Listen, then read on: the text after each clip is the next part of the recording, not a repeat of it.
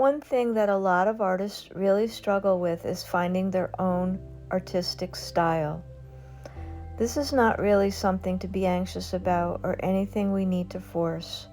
There are many ways to go about it, but one way is just to allow it to unfold organically. As part of the process of making art itself will develop your style as fast as any other intentional method. Just as we all have unique ways of writing our letters and signing our names, we all have a distinctive way of making marks on paper and putting down paint on canvas. While we may change our style from abstraction to realism, or change the colors we use or compositions, the way we create or make remains unique to us as our handwriting does.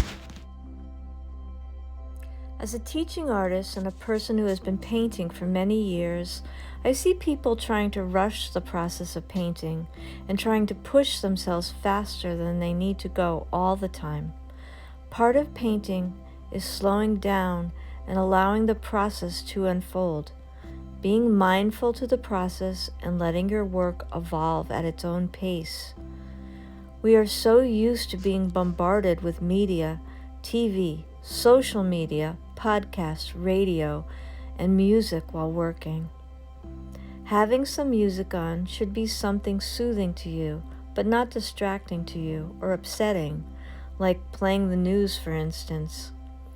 Your studio space should be a sacred sanctuary for your creative life. You should make your space, as tiny or large and fancy as it is, be a creative haven for you. You should allow yourself to connect to the process while making, allowing yourself to experiment and play. Go in with the idea that nothing is wrong when you are painting. You're making choices and experimenting, and that anything can be changed.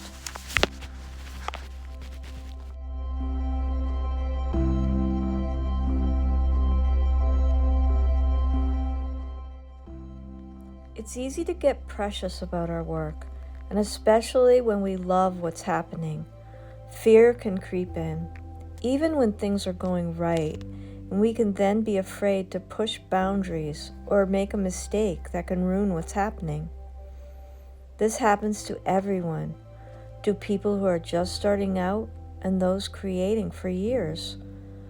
The thing I see a lot with new painters, though, is that they forget, or maybe don't even realize yet, that it is almost every piece has what I call an awkward teenage phase, where everything seems to be going wrong, even when you thought you set things up for success. If you have been making art for a time, you know this happens, and that you need to walk away and work on a different piece for a bit. Paint out a portion, change your values, adjust your colors. Newer painters will sometimes toss the whole thing, want to quit, and have loads of negative thoughts about why they ever started an art practice, why they shouldn't bother to continue, and on and on. This happens to everyone, and it's a universal problem. There are just days when you go into the studio and it feels like you forgot everything you've ever learned. The next day, you go in and everything makes sense again, and you're burning with fresh ideas, new eyes, and it's the first time you touched paint and the world is right again. Remember that artists need time to think and to look at their work and to not do anything but think about their next move. Sometimes you need to get up and take a walk or a short drive around your neighborhood. Visit your garden, pet your cat. Where I live, it's late winter, but things are already poking up through the ground, which is so exciting. Spring is coming, and I can't wait to see fresh flowers coming up in just a few more weeks. Take time to look at the world around you, as it does really inform your work. It can't help but do so.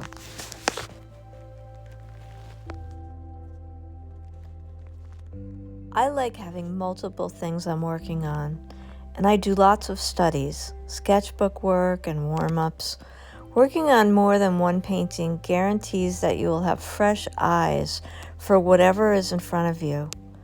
Put one aside periodically and come back to it, and you'll see and know what to do next. Don't forget to look at it from across the room. Take a picture of it, look at it in the mirror, or turn it upside down. Do all the little things that artists do to get a different perspective on it.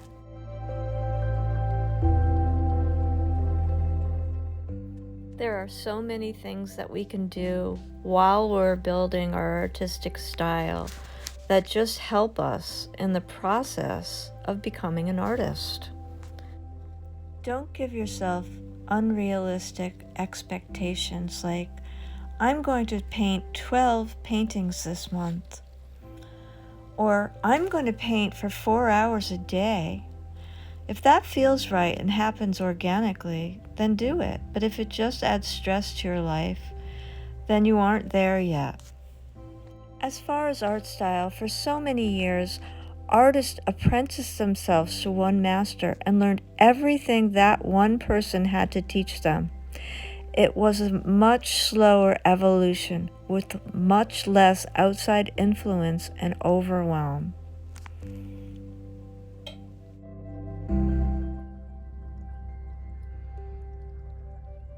Today, we are exposed to so much art, not only in museums, but online, and not just by the great masters, but by our contemporaries and peers on Instagram, YouTube, and Facebook, and many other platforms.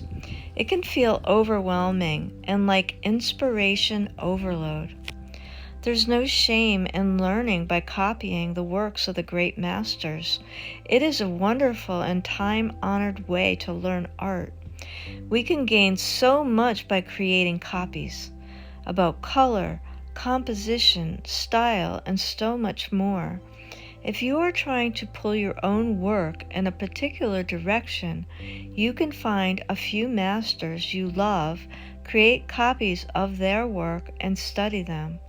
Then begin to paint from your copies by rearranging the compositions, altering the scenes, and using your copies as a starting point rather than the originals. Your paintings will begin to evolve into your own unique style with the flavor of your master as you move from the copies and altered copies into your own compositions and creative choices. Another way to work is to pull out some of your favorite paintings from the past and try starting new paintings or a new series of work from these paintings, using your own paintings and adding in new photo references, found objects from life, or sketches you have done recently to create a new series of work. It's another way to help you find your own style and your own voice in your creative work. When I'm painting, I try to let go of the end result.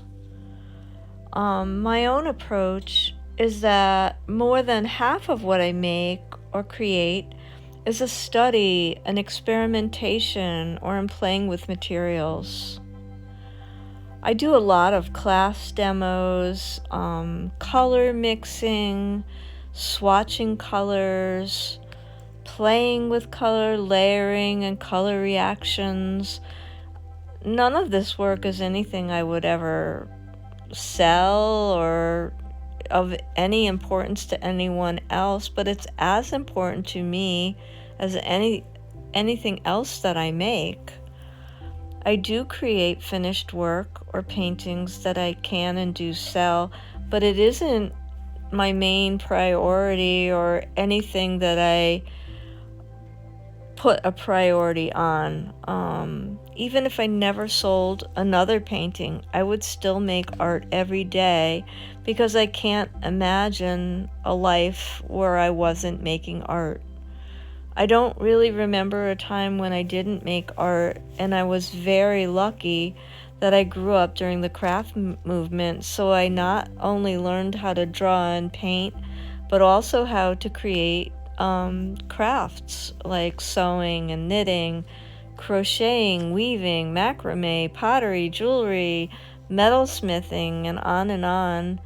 Painting is really my passion, and I'm really focused on that now, but I still create a fair amount of work in clay. I still love to sew and do other crafts as well. This keeps my creativity really fresh, because if I really feel that I'm bored in any one thing, I can pick something up, and it just keeps me really interested and coming back to paint, excited to get back to it all the time. Allow yourself time to get lost in your work and try to remember what it was like as a child to paint and create, when you didn't pressure yourself at all about the outcome of a painting, but allow yourself to have the time to let things unfold organically. I love watching young children paint and create. They have no worries about it at all, and they just work with complete spontaneity. They're probably my greatest teachers, and I'm so grateful that I have a wonderful group of kids that come to my studio every week for class. They can barely wait until they have materials and instructions before they dive in, and really need very little instruction and prompting. Just a few basic ideas, and they are off, and they immediately begin altering and improvising on the ideas which they're given, which I love. They're so intuitive, and they just follow their instincts. So unless it's a materials conflict that I know won't work, if they have ideas that they want to try outside of the project plan, I always try to say yes, because I don't want to deter them or squash their creativity. One thing we can learn from younger children is following that inner voice and staying curious about creating. Picasso once said, "Every child is an artist. The problem is how to remain an artist once he grows up." This is so true. I have never met a child who didn't already know how to draw and paint. And if you've ever been around children, you just have to give them paper and crayons or paper and paint, and they paint or they draw. We all came into this world creative. We already knew how to draw and paint. And part of my job as a teaching artist is to remind adults that I work with that they came into the world knowing how to draw and how to paint, and that they just have to be reminded how they used to do that, because it's in every single one of us. We are all born creative beings, and we just need to know how to get back to our creative selves. Because children are so tapped into that font of creativity, it just flows through them. They don't second guess it or question it. They don't ask themselves if their instinct is right. They immediately act upon it.